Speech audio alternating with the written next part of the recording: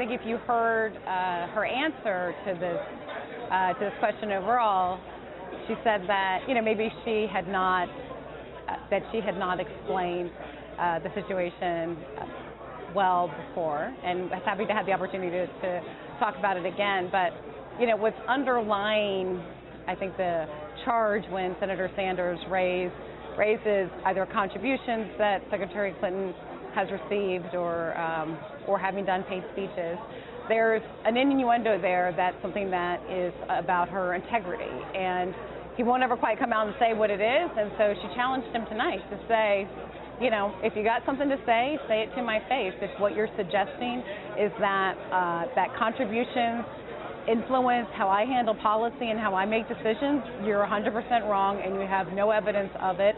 So let's just have it out and address it now. And Senator Sanders wouldn't answer her. He didn't have a response on that. So I think she wanted people to understand that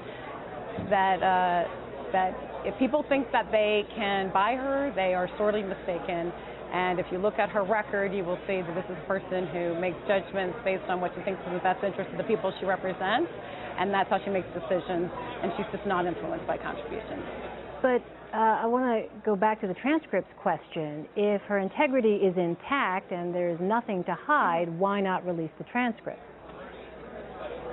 Well, like she said tonight, we'll take a look at it. It's just not something I am particularly familiar with, because these are speeches she gave in the past, and while she was in private life, and I just don't know. But she said that she wanted to take a look at that. So I understand. I don't want to belabor the point, but I guess the question that I would just come away with is, how could she not know about what's in that? What would there be for Secretary Clinton to have to look into regarding that? She was there. She delivered the remarks. She knows what's in those remarks. What is there to look into precisely? She's talked about what she has discussed, what she would present in speeches, and what people are interested to hear about is her experiences as Secretary of State. Obviously, this is someone who's led a very interesting public life, but also her work as senator, and that is what she has said that she would lay it out then. But I think when you're asking the specific questions of transcripts, that is something that what we're saying that we'll have to look into. It's not something that I know a lot about actual transcripts of speeches. It's a little technical. You mentioned a moment ago the exchange that she had with Bernie Sanders, in which she basically said, if you've got something to say, you should go ahead and just say it. To what specifically was she referring? Because it didn't seem quite clear to me. So Senator Sanders has been running television ads talking about contributions that she has received and suggesting that those contributions influence how she makes decisions on policy, and suggesting that because she has at times gotten donations from different corporations, that she can't somehow that she is not someone who can take on Wall Street. What she wanted him to say is, if that's what you're suggesting, say that to my face. He never quite completes the circle, but he spends a lot of time speaking in innuendo about people who receive contributions and how that may influence Wall Street reg reform. What she talked about tonight, I thought very effectively, is how she's put forward a reform package for having more accountability on Wall Street, something that experts that have looked at what she's put forward and what Senator Sanders has put forward has deemed hers to be more effective in dealing with the problems that we actually are likely to encounter going forward in Wall Street. So again, she's shown that, not only is she not influenced by contributions that she may receive, but she's also somebody who's really thought through the problems and has good policy to put forward that she can get done to address them. And what she was hoping is that by confronting Senator Sanders directly, that he would make clear exactly what he is suggesting, if he's impugning her integrity or suggesting that she can't be an effective regulator.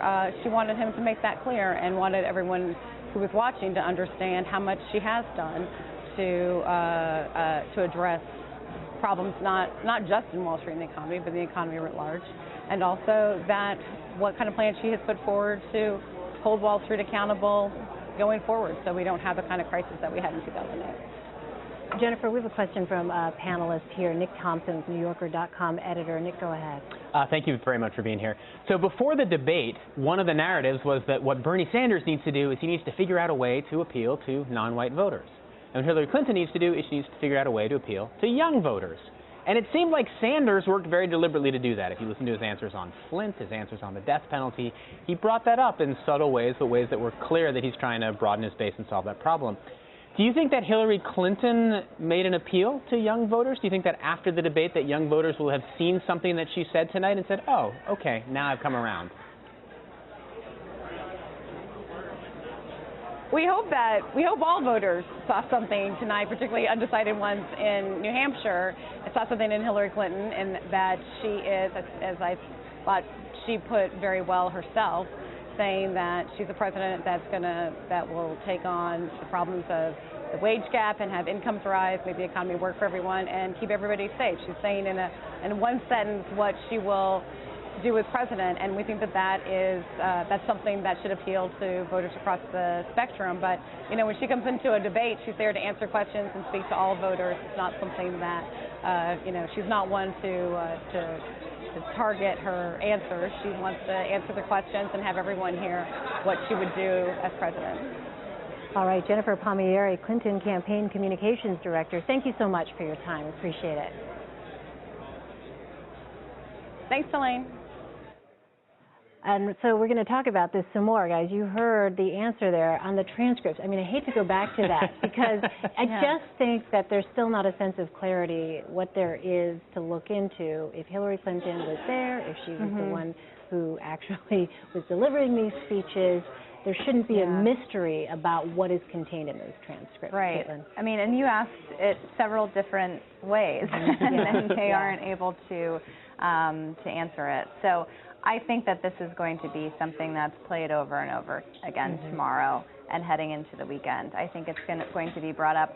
I am really interested, though, the Sanders campaign manager, Jeff Weaver, did not engage on that. Right. So I'm wondering if they go back later and kind of regroup and decide. We often see, campaign managers wanting to do one thing, the candidate wanting to do another. I'm wondering if Sanders is reluctant to engage in that. It seems like a prime opportunity for him. Yeah. I would think so. I felt a little bit of sympathy for Jennifer Palmieri there, because they've prepped for 9,000 different questions, and then transcripts of these talks. I have no idea. But I think we're going to see, they're going to be up all night. They're going to be looking through them. They've got 25 people. They've given them a case of Red Bull. They said go through all the transcripts. They know what they're going to be looking for. Right. We're going to get an answer tomorrow, and if they answer tomorrow that they're not putting out the transcripts, then they got to get their head screwed on straight. Right. Or there's something really devious in there. But I think just release the transcripts. Yeah. Linda, let me ask you about this notion that Nick brought up with Jennifer, outreach to minorities, because as the answers were coming about the death penalty, that was one where you look on social media and some people were not happy with Hillary Clinton's answer on that, saying that she supports capital punishment. What did you make of that aspect? Do you think there's some missed opportunities, perhaps, to address, something that's obviously very important to minorities? Yeah, look, I think that she answered honestly what her take was on the death penalty, and so that's what we saw play out. In contrast, not that Bernie Sanders didn't answer all the questions with honesty as well. He did respond in a way that not only laid out what his take was on this issue, on Flint, but also took advantage of the opportunity to make clear that he understood that this was of particular importance to African-American communities in particular. So I think that was probably something that he did pretty well. I wanted to respond for a second to the whole issue before about the transcripts. I think, I agree with Caitlin and with Nick. I think what you're seeing tonight play out, whether it's with Jen or it's with the secretary herself is that they were clearly surprised at the question of the transcript. And it's interesting to see the Sanders campaign handle this almost in the same way that Bernie Sanders did when he did that infamous "I don't care about your damn emails" or "I'm sick of hearing about your damn emails." It's interesting that it started out that way, and I really do wonder if tomorrow morning we wake up and there's a whole different tact on it. Yep, we shall see. All right. CBSN political contributor and Democratic strategist Linda Tran, thank you so much for your analysis from Washington tonight. Thank you.